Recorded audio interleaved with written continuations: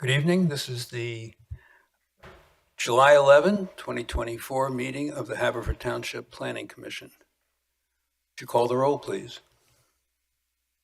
Amy. You guys can hear me, right? Okay. Stephen Walsh. Present. Lou Montresor. Present. Maggie Dobbs. Here. David Shannon. Here. Angelo Capuzzi. Here. And Julia Phillips.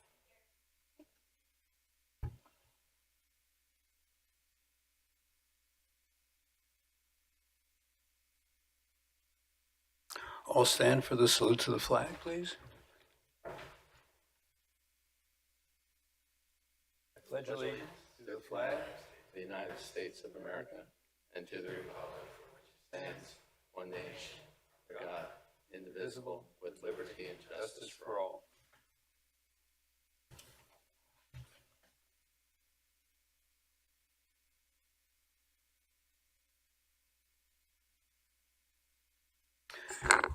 First item on our agenda is the Chatham Park Elementary School, a continuation of that hearing.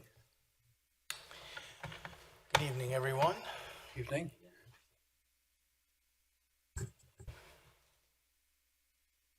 Well,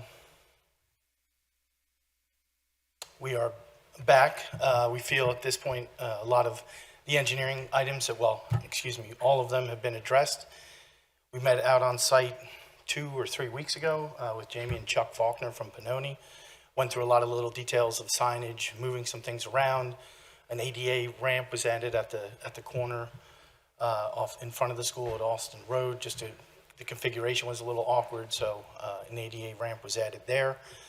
Walked around the rest of the site. There was no other improvements or concerns. The district has separately, as part of their regular maintenance, decided to move on some replacement of existing sidewalk, basically from the corner of Alston and Glen Arbor down the road here. And actually, after further conversation over the last few days with Dave Pannoni, Chief Viola, we are going to have a handicap ramp added here for an appropriate crosswalk at the stop sign right here. And then we'll eliminate this kind of existing ADA walk to nowhere that's in the middle of the intersection. So that will really improve that. So that's not being done as part of the project, but as part of the district summer maintenance. And actually that's going to be done in the next 2 weeks or so. So they'll be redoing this whole section of sidewalk. So really from the corner up here, you'll have all new sidewalk across basically the whole front of the site. And they had, as part of their yearly maintenance, I think some of the sidewalk down along Glen Arbor is new. So I believe there's maybe a 200-ish, 300-foot section that's still, older, but in good, decent condition.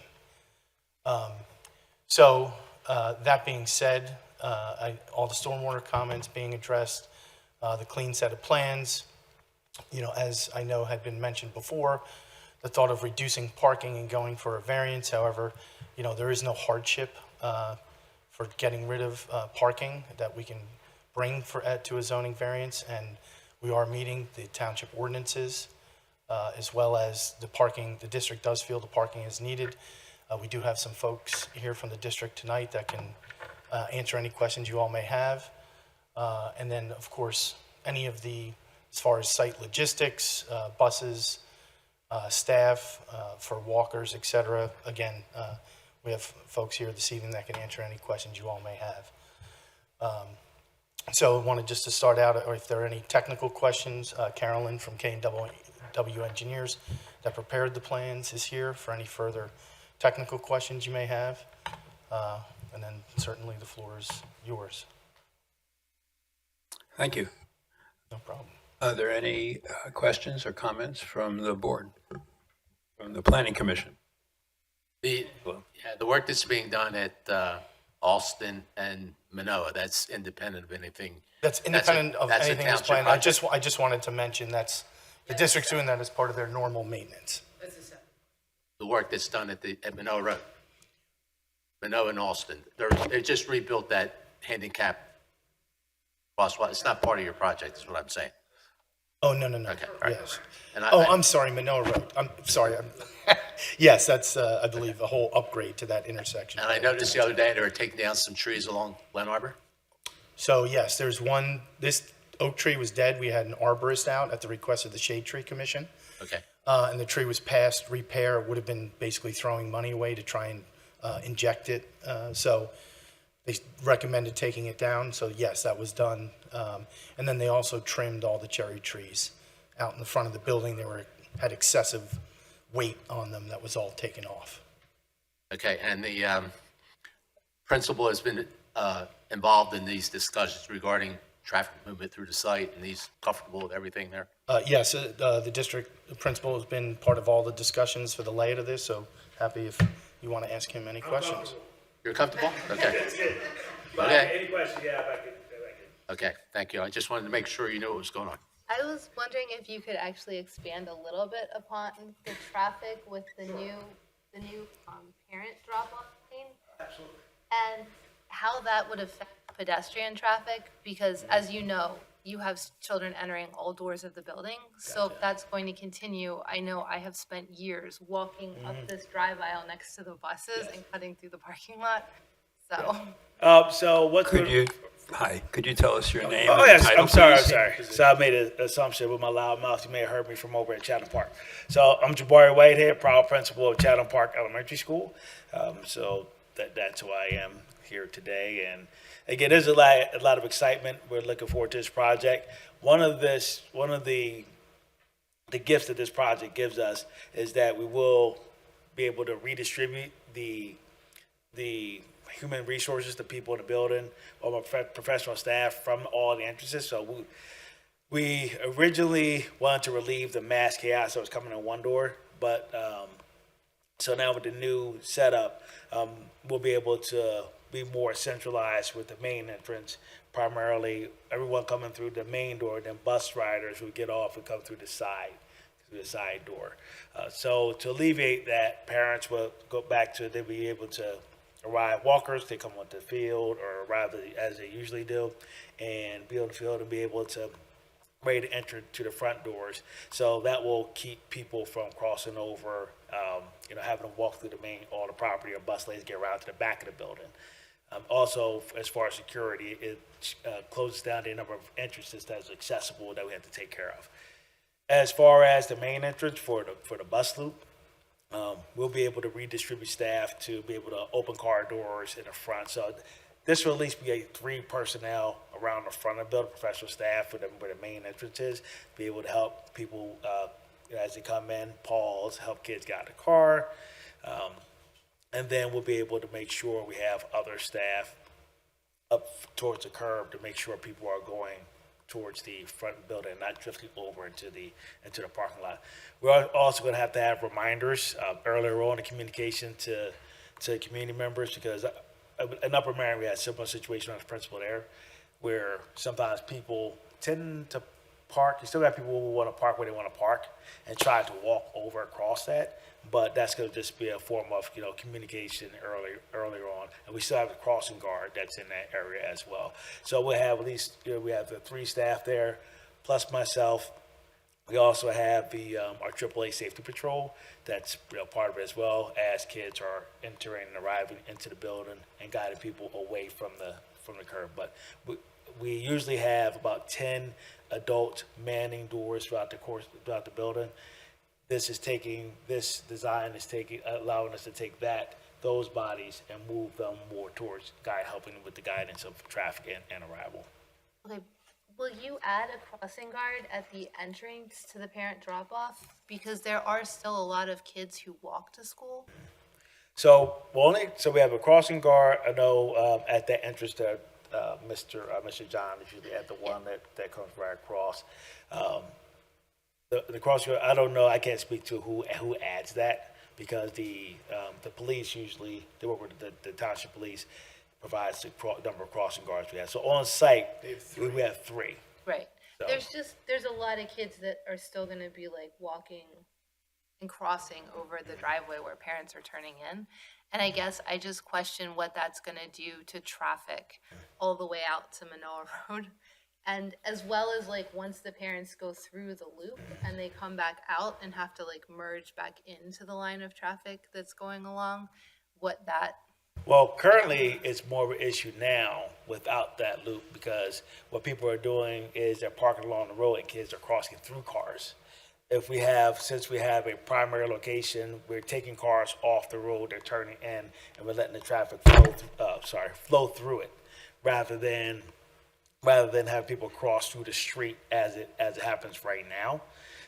And so, because when they come through, they're able to continue to flow, and we have a one-way during the course of the day, so they're not really turning back. It shouldn't create the amount of congestion that there is now in comparison to what it would be.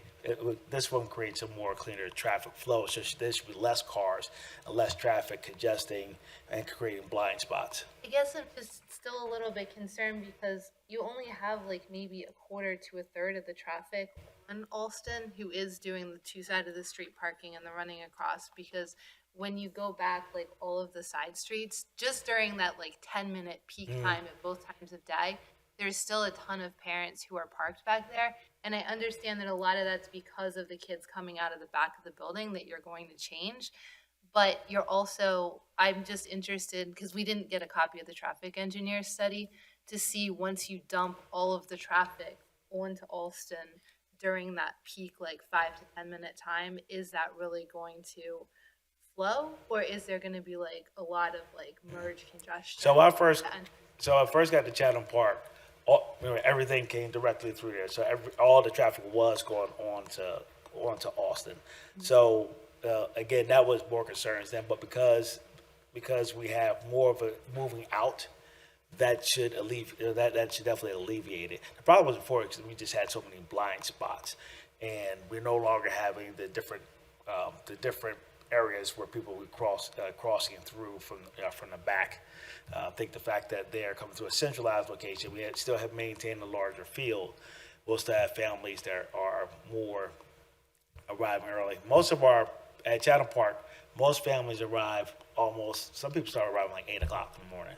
And we don't open, and that's the benefit of having a larger field and the playground in the back. So we still will have that. And one of our benefits is that we have a large walking community, and we have a good number of cars, but in comparison to a place I've been, or even in district, well, it's still pretty tame in comparison. The key area will be still is the making sure the movement of cars turning in and making sure nobody's crossing over that particular lane. And because we'll have the adults outside reminding people to move forward, to go straight, to follow the traffic pattern, I think the consistency of that is what makes the difference. I wanted to be sure you said you did not get a traffic memo. There was a traffic evaluation that was submitted as part of this. I saw a letter with the one for the middle school, but I didn't see one. With, Yeah, there was one submitted. You all should have it. That was? traffic and parking. It was submitted that they felt that it would be an improvement. I thought that one was for the middle school. And again, the flow of traffic as it comes through in there's two lines. They come through the loop, and as they go through, it's just a one way and out. So it's the consistency of being able to go out. Usually, these situations is where people decide to park where they shouldn't park, or decide to park and avoid the traffic lane, and then decide to get out of the car and cross on their own. You still, regardless, we have that now in the street, but the fact that we have on the school property in our area more staff able to provide communication on site helps deter some of that. Are there any other comments or questions from the commissioners? So we did receive it was dated May 10th, a traffic evaluation for Chatham Park. I believe we probably provided it in one of the initial meetings. I didn't provide it for this meeting. Okay, I must have missed that one. Sorry.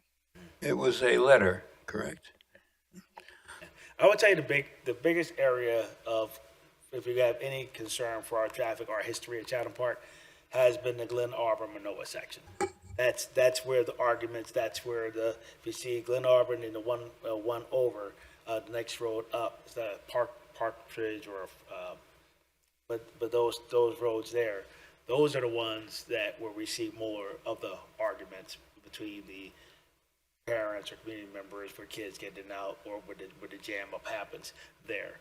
Because people are turning down Glen Arbor Road, making a right down there, which then causes more of a congestion on that road, even more so than what's happened on Yeah, Austin. I've seen that on Glen Arbor, but I guess my concern is like right now, I would say, and I usually park like right across from Alston on one of the back roads because I had a kindergartner who had to walk around, so it was a different situation. But it'll get better, obviously. But I didn't really find that Alston was really problematic to do that. It didn't seem like it was creating a enlarged hardship or anything. And it did seem like having the cars all dispersed on the side streets, it did flow pretty quickly. But yeah, I guess, like I said, my concern was just like if everyone's like stopped and backed up, like I just wanted to make sure that the traffic engineer had like done some calculations to make sure that having all the cars coming through one road now, it's not gonna like bottleneck at the entrance and the exit to the road around the pedestrians. Yeah, I mean, he was there for the start of school one day and for kids letting out, and that is what he commented on in his letter. Okay. And so, and also right now too, we have, with the car line, we also lose the cars parking out front early and blocking, and which also creates those more blind spots. So it'd be the idea that the new directions that we put in place is those cars, instead of parking on the side of school, is to keep going through it and being able to utilize drop-off lanes. Okay. So getting people to utilize it is going to be key as well. I had just one more question. I know the crossing guards are hired and paid for by the township, okay? Who decides where the guards are positioned? That's a good question. When we were renovating the library, and kind of the question came up to get possibly for temporary, get an additional crossing guard, and they said it's impossible to get any additional guards unless you get someone to volunteer. So I don't know how Chief Iola how that decision's made. I know when we met on site with Chief Iola and Pannoni, when we were looking at the intersections, he said Chatham Park has 3 and every other elementary school only has 2 crossing guards. So I don't know how they came up with that. There's a crossing guard down at Valley and Twin Oaks. I mean, down at the bottom of Valley and Valley and Twin Oaks at the hill. So I guess one of the things is if for the police department, we have to decide where to redistribute a crossing guard if if it's not needed or if it's a lesser or dangerous intersection. But that doesn't preclude you from asking the police department to position someone in a certain spot if you notice there's a problem there, right? Yeah, we can always ask. We have a really good relationship and communicate with them often. So Okay. That's Joe Hagan. Yeah, the conversation. They respond pretty quickly.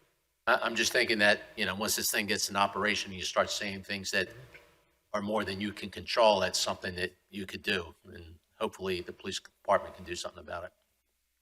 I said they've been super responsive for just showing up and having people on site, especially on that Glen Arbor side when we're trying to get traffic moving along.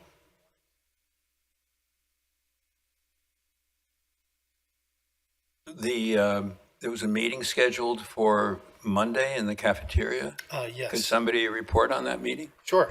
Yeah, I presented at the meeting, so as part of the certified letter that went out, we had a town hall Monday night. There was probably 20-ish people there.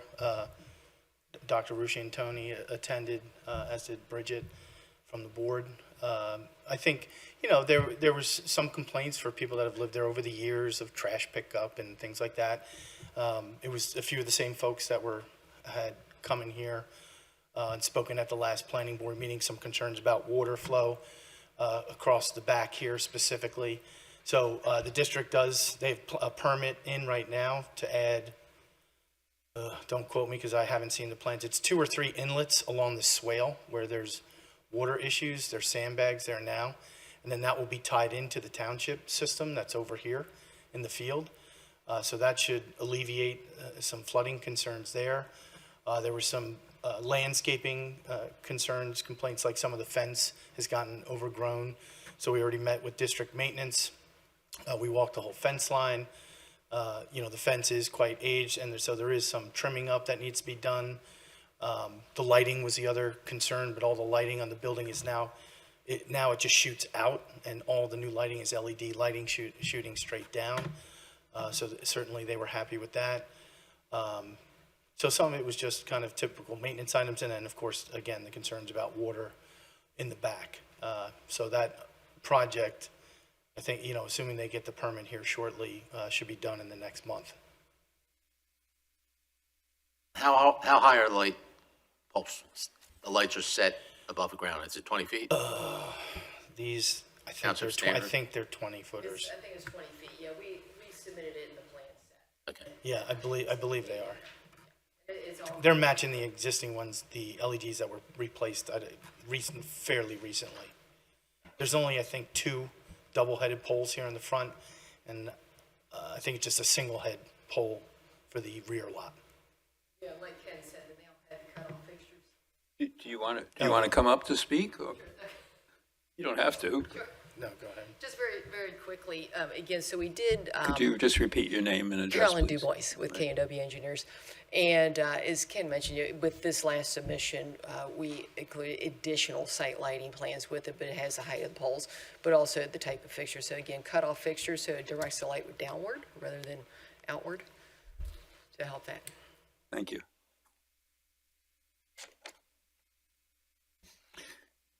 Have you received any update from the Delaware County Conservation District? Yes. No, they approved your submission as complete?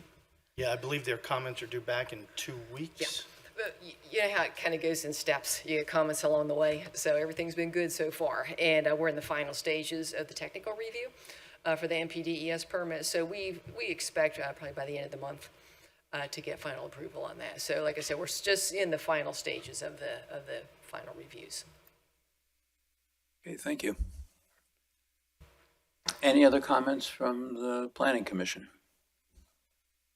Any comments from the folks who are here tonight? Anything you folks want to add? No, I think, I hope we've been able to answer everybody's questions and deal with any, of the little issues and make all the appropriate improvements. So I think we've covered it all. We'll entertain a motion. I'll make a motion that we recommend preliminary and final approval for land development plans for the Chatham Park Elementary School.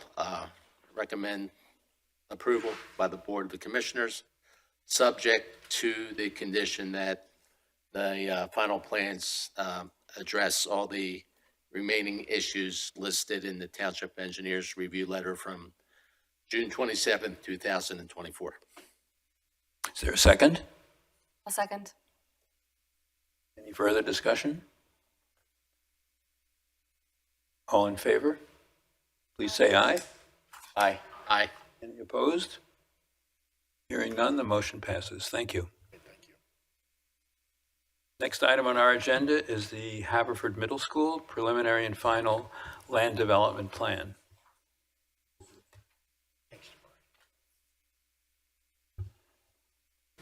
Okay, so this is the first time you've seen this plan. And what Could you this... repeat for us again your name and Carolyn Dubois Hi. with K&W Engineers. I'm the project manager, and we did the civil engineering for the project. And so this is at Haverford Middle School. And what this project involves is, in this red square area, that is the courtyard of the existing school. And this project is proposed construction of an addition inside the courtyard area. Okay, so that's it. As far as building, that's it. No new parking, no new roads. As far as other site improvements, no other construction. For stormwater management purposes, however, out in this grass field, You'll see this red dashed box. That's just to represent the area that we would need to use for stormwater management infiltration. Okay, to achieve infiltration inside the courtyard because of the size of the addition and then the limited space left over, infiltration wasn't achievable in there because we couldn't provide the separation distances needed from the edge of the infiltration to the edges of the buildings. So we have one type of stormwater management, it's called managed release concept inside Sorry, the could you repeat that, please? managed release concept. You do that when you can't achieve infiltration, so it's aligned underground stormwater detention. And then anyway, so we use both that in combination with underground infiltration. So when it's all said and done, that green space, it will still be green space, okay? So there's no hard impervious area proposed there. So fundamentally, the project is a, how many square feet, 2,000 square feet? 2,500 square foot footprint. So that's pretty much it. So we submitted the plans, just received our first round of comments. So we're in the process of still reviewing and addressing the stormwater management comments and the subdivision comments that we got from Pannoni. They're largely stormwater management related. No deal breakers that I can see in there. It's just a number of small things. So we will update our plans, calculations, and details and resubmit next week those revised plans. Next month. The plans will be Oh, mailed okay, out next yes. week, yeah, for review for next month's meeting. The, Oh, and by the way, we do have on this one, so 1 week from tonight, in fact, we'll be back here before the zoning hearing board. There are 3 variances that are being applied for. There's 3 existing non-conforming conditions, impervious coverage, parking, and building coverage, building coverage. So they've submitted zoning variance applications, and that's going to be heard next 1 week from tonight. what's the parking variance? You said you needed a variance for parking? Correct. And what's As far, the that's as non-conforming? far as if you would evaluate, if you were building that school today based on the size of the site, the amount of parking that would be required is more than what's on site now and what can fit on that existing site. Could you tell us the purpose of the building addition?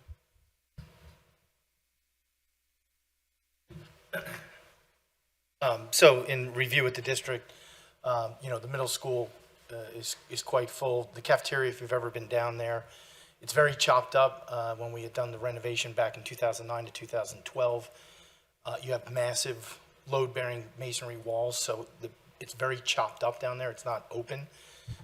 So one of the challenges for the district is the tables are on top of each other, the kids are, and they need a little more space. There's a lot of various needs of different children for quiet space, et cetera. So this affords them the opportunity. It's kind of an unused space right now. It's an outdoor sitting plaza. It's about maybe a third of the size of the building. It's an outdoor seating area, and then a massive ADA ramp that takes you up and out of it. So the principal and district administration felt that it really will relieve the stress of the cafeteria. So there's no staff being added, there's no students being added. It's so congested now and difficult to control. So it helps relieve that stress. So it's an open shoebox, just an open room, adds another, I forget how many, 15-ish, 10-person round tables to help with that, relieve that stress. Middle schoolers need as much control as you can Yeah, design. Yes, there's a lot of kids packed in the building. Are there So- any comments from the, Having personally been in that cafeteria a number of times. and a middle schooler yourself at one point? Right. And you were once a middle schooler. Yes, it's a sound decision to improve the cafeteria, in my opinion.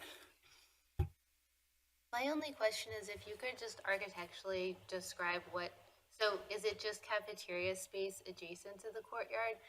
My question is in reference to if you're taking away windows and a significant amount of daylight to any other portion of the building, if you'll be returning it through skylights or anything. Sure. So there's So we're basically, so the existing plaza area, you have some existing windows. So those basically will be taken out and you'll walk directly into this space. It's basically sunken in the ground about 8 feet. So there will be, we're putting in new clear story glass around the top of this space. The only windows that it's covering are, there was a few small windows that went into what was and isn't anymore a faculty lounge. But that's really going to be open hallway space now that gets cut in on the ground floor. So trying to keep as much daylight as possible.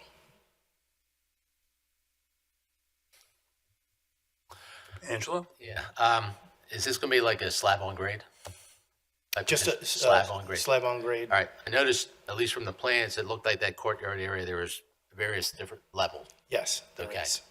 So where is the floor level in relationship to the rest of the building? I mean, when you're standing out on, what's that, Golf Road? You're looking into the building, and it's a 3-story building, and you're a Yes. building behind that. Yes. Right. Do you have enough room to get in there and work, or do you have to?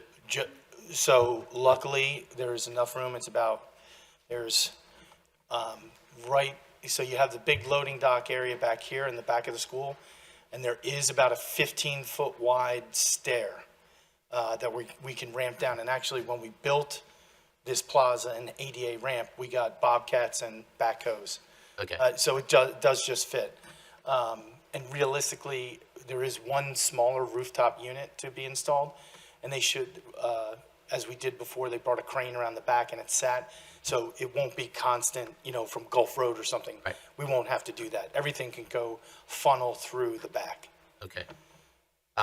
It would help, I think, if on your next site plan, you put the finished floor elevation of the proposed addition on the site plan.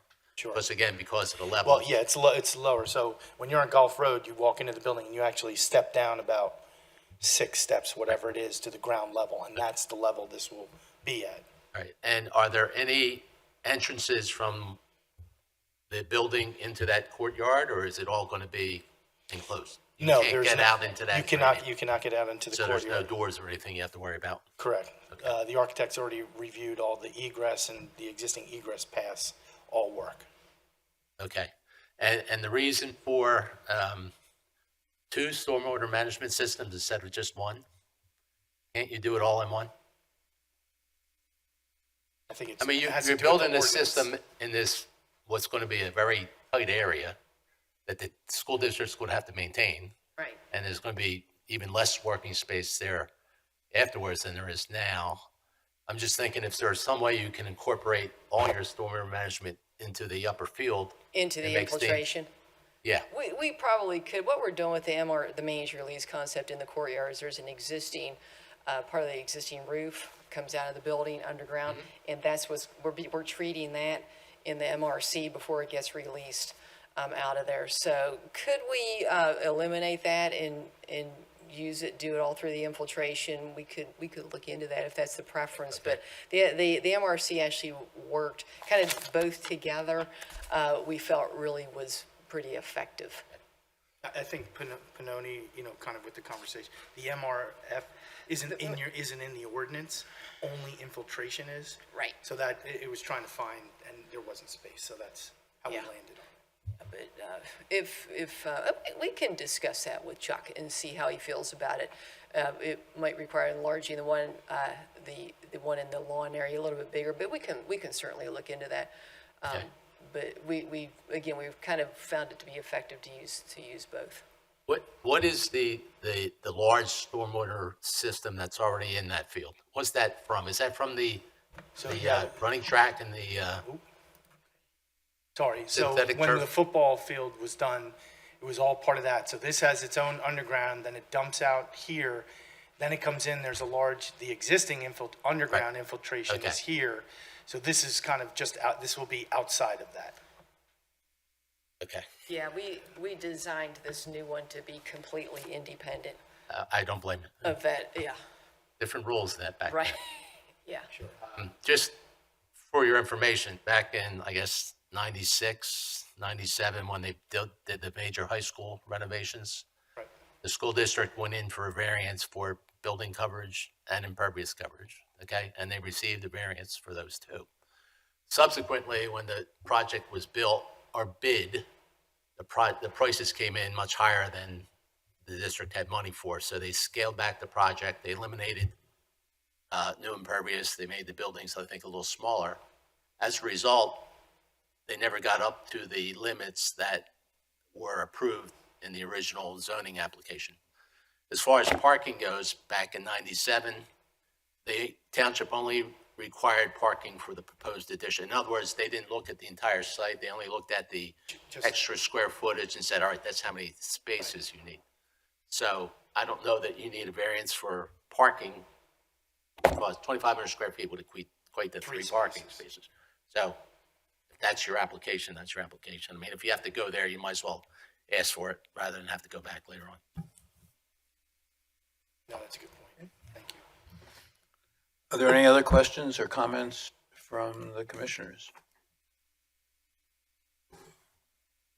Are there any comments from the folks in attendance tonight? Okay, hearing none. Okay, thank you very much. Thank you. Thank you. Have a good night.